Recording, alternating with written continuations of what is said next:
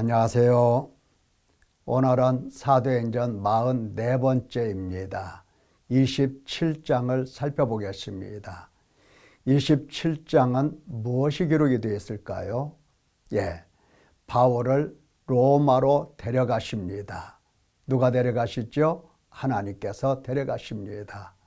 사람들이 볼 때는 죄수의 모양으로 배를 타고 지금 로마로 가는 중입니다. 그러나 영적으로는 하나님께서 바울을 약속하신 대로 로마로 데려가십니다. 그 내용을 살펴보겠습니다.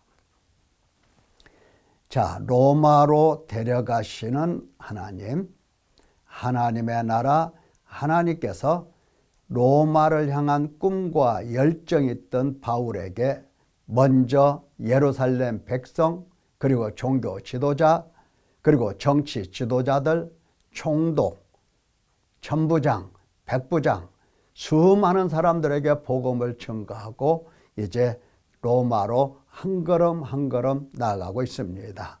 로마에 가서 바울이 뭘 할까요? 마찬가지죠. 똑같이 복음을 증거할 것입니다. 자, 복음을 증거하러 가는 이 바울을 초자연적 역사로 안전하게 로마까지 데려가십니다. 어디 바닷길이 그게 쉬운 길입니까? 어려운 길이죠. 어렵고 고달픈 길입니다. 그러나 하나님은 그 길을 안전하게 데려가십니다. 자, 배를 타고 가지요. 아구스도대, 로마 황제를 보호하는 황제 직속 부대입니다. 거기에 있는 백부장 율리오라고 하는 사람의 손에 바울이 끌려갑니다. 끌려간다는 말이 합당치는 않죠. 왜냐하면 죄수여야 끌려가는데 사실 누가 봐도 바울은 죄수가 아니거든요. 무죄한 사람입니다. 그러나 하나님은 그 손에, 그 백부장의 손에 안전하게 로마까지 이제 인도를 하고 계십니다. 자, 아시아로 가는 배를 만났죠. 아드라무테노라고 하는 배인데 이 배는 아시아까지만 가는 배입니다. 자, 루기아의 무라시에 이르렀을 때 거기서 이탈리아로 가는 배를 만납니다. 알렉산드리아 배죠. 이 배를 만나서 배를 갈아타요. 근데 아시아까지는 무사히 잘 왔어요. 여기에서부터 이제 험난한 길이 시작이 되는 겁니다. 배가 더디 갔다고 그랬죠. 왜 더디 갔을까요? 바로 풍세 때문에 그렇습니다. 바람이 어떻게 부느냐에 따라서 순풍이 될 수도 있고 역풍이 될 수도 있습니다. 지금 바울이 탄 배, 바람이 몹시 역으로 불어닥치고 있는 겁니다. 순풍이 아니에요. 험난하죠? 우리는 하나님의 일을 하는 데 있어서 항상 순풍만을 바라보고 기대합니다. 그러면 좋겠죠. 그러나 하나님의 일에는 순풍보다도 역풍이 더 많습니다. 그 역풍 속에서 하나님께서 어떻게 역사하시는지가 더 명확하게 보이기 때문이라고 할까? 좌우지간 역풍이 불어닥칩니다. 그래서 간신히 니도 이 맞은편에 오니까 풍세가 더 허락지 아니하더라. 갈 수 없다는 얘기입니다.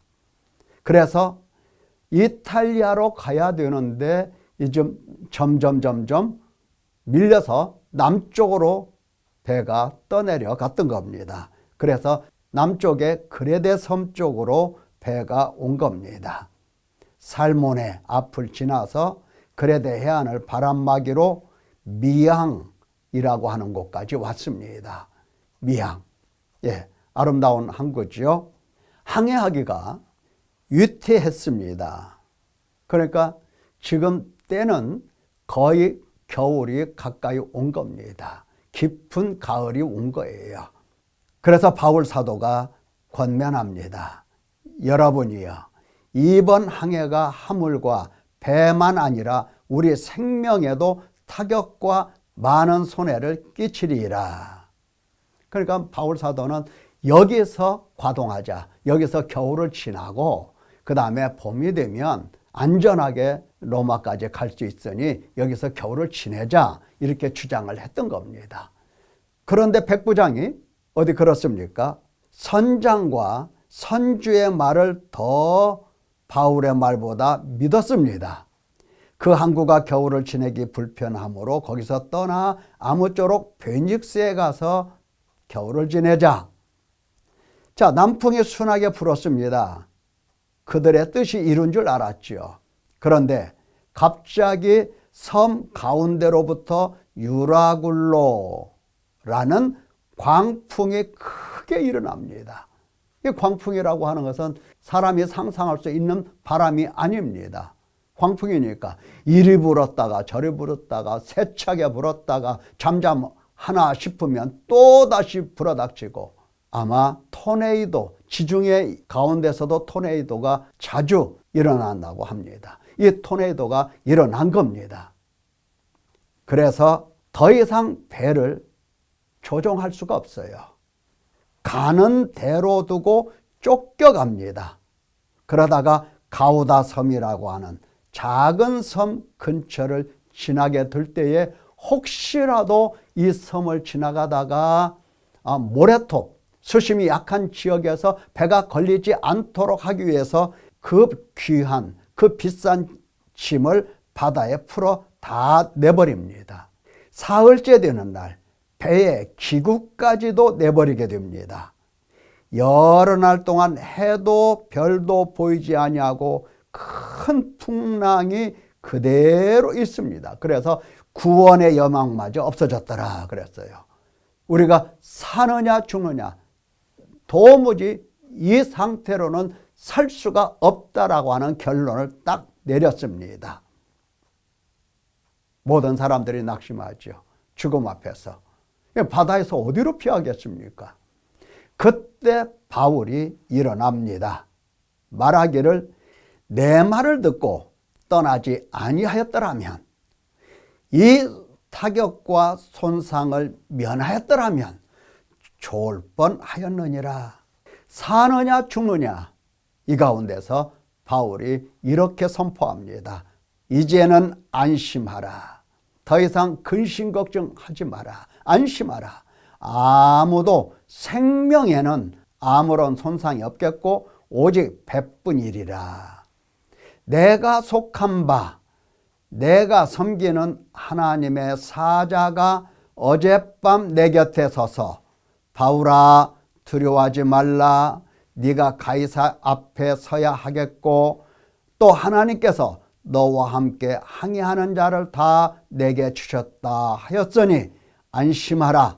나는 내게 말씀하신 그대로 되리라고 하나님을 믿노라. 많은 사람들이 탔어요. 그 사람들이 지금 이 배 안에서 복음을 듣고 있습니다. 어떤 복음?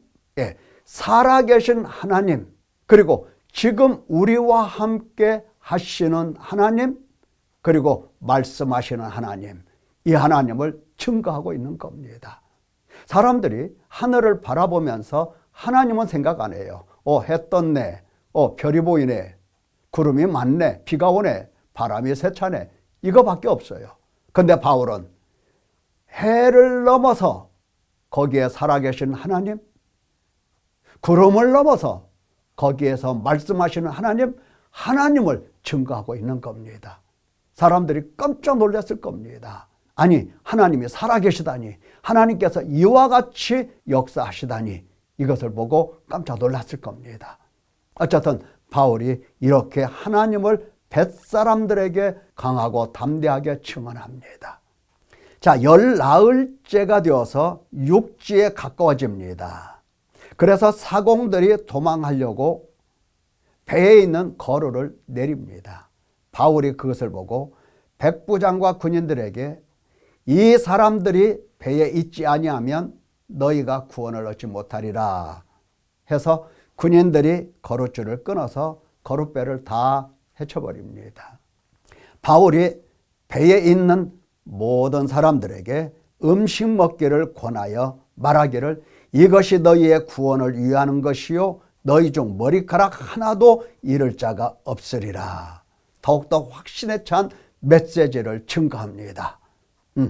그 말을 들은 사람들이 얼마나 마음에 힘을 얻었겠습니까? 그래서 떡을 가져다가 모든 사람 앞에서 하나님께 축사하고 떼어 먹기를 시작했다. 마치 성찬 예식을 행하는 것과 똑같은 일을 한 겁니다. 276명이었더라. 어마어마한 숫자죠. 배가 그만큼 큰 겁니다. 하나님은 이 배에 탄 바울 한 사람을 보시면서 모든 사람 276명의 생명을 바울의 손에 딱 넘겨주셨던 겁니다. 그래서 안전하게 이제 육지에 탄 거예요. 여러분, 우리가 여기서 주목해 볼 것이 있습니다. 하나님께 회개한 사람, 하나님을 밝히 보는 사람, 이 사람은 하나님만 바라보는 게 아니에요. 하나님의 나라 전체를 바라보는 겁니다. 그게 다르죠.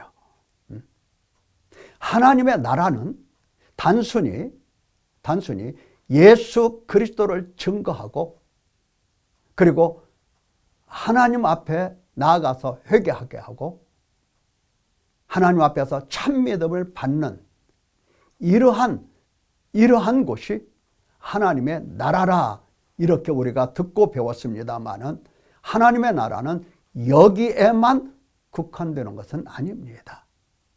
다시 말하면 하나님은 온 우주 만물을 다 다스리시는 하나님이십니다. 믿기를 축원합니다.